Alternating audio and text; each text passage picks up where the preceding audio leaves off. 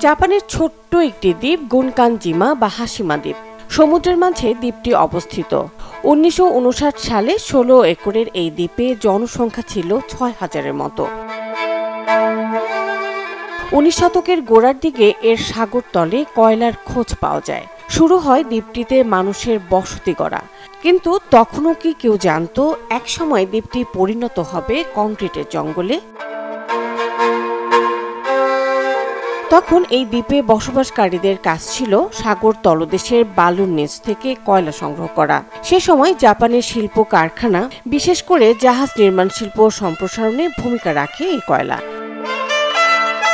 ১৮৯০ সাল থেকে মূলত কয়লার উত্তোলন শুরু হয়। কয়লার ভালো যোগানের জন্য দ্রুত প্রচুর খনি শ্রমিককে নিয়ে আসা হয় এই দ্বীপে। দ্বীপটিতে তখন তৈরি করা হয় স্কুল, রেস্তোরাঁ, বিনোদন কেন্দ্র সহ নানা স্থাপনা। তবে সব দালান কোঠা ঘিরে দেওয়া হয় সাগরের ঢেউ থেকে রক্ষা করার জন্য শক্ত পাথরের দেয়ালে।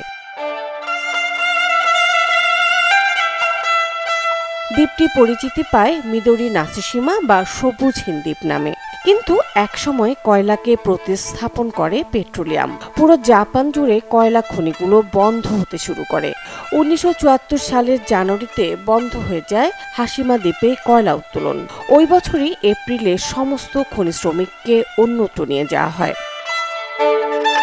১৯০৯ সাল পর্যন্ত পর্যটকদের জন্য পুরোপুরি বন্ধ ছিল দ্বীপটির দুয়ার। পরে জাপান সরকার পর্যটকদের জন্য জায়গাটি উন্মুক্ত করে দেয়। তবে পর্যটকরা দ্বীপের খুব সামান্য অংশই ঘুরে দেখার অনুমতি পেয়েছেন, কারণ ধ্বংসপ্রাপ্ত এই দ্বীপের বহুতলগুলি ভগ্নপ্রায়। মুনিয়া মুস্তারি, চ্যানেল 24।